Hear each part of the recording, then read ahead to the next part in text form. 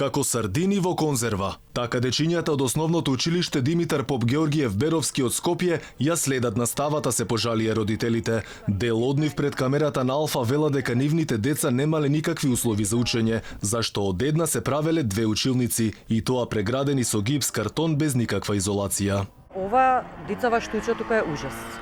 Значи услови нема никакви, не знам, значи треба надлежните тука да се реагираат. Не знам колку се они информирани каква е состојбата на училиштето тука и дали некој воопшто дошол, јас не сум видела до сега. Да тој од министерство, од директор. Училните се многу мали со тоа што 24 деца кај моето дете седат во една училна.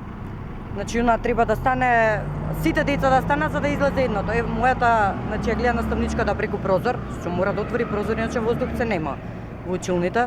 За проблемот родителите вела дека ги известиле надлежните, но досега немале никаков одговор. 2 години поред истите моабети ги слушаме, имаме средба сега на 24 со надлежните институции. Сега кој ќе биде, како ќе биде, тоа ние не знаеме, меѓутоа сакаме да слушнеме од нив што понатак. Значи ние нема да дозволиме како родители нашите деца да учат во оваа квадратура на училиште. Сите дечиња имаат проблем веќе здравствен.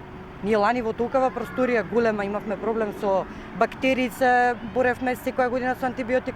Алфа беше и во двете училишта кои се водат под исто име. Прво се обративме во главното училиште каде е сместен персоналот, а потоа и во подрачното каде нема услови за работа. Не бевме добре дојдени на двете места.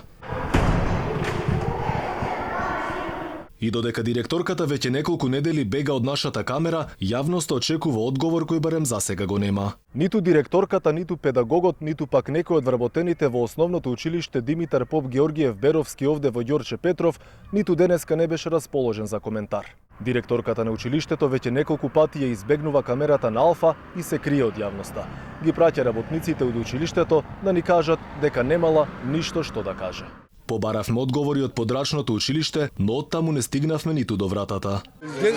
Деца не смеат да снимат, вие пак снимате. И додека децата немаат нормални услови за следење на наставата, родителите чекаат одговори од надлежните, кои им ветиле дека ќе се потрудат да најдат соодветно решение. Се надеваат дека ќе им се слушне гласот и дека во една училница повеќе нема да учат по околу 40 на деца, некаде и повеќе, кои како што велат немаат ни доволно место за седење, камоли за учење. Инаку во ова училиште скоро секоја година се зголемува бројот на првоодделенци, но проблемот не е само ова училиште, туку е многу поширок. Имено проблем има и во основни училишта каде што родители, иако не живеат на локалните улици, се обидуваат преку приватни конекции во општините, но и на други нивоа, сепак да ги запишат своите деца. И тука се поставува прашањето дали некој конечно ќе ја реши пренатрупаноста.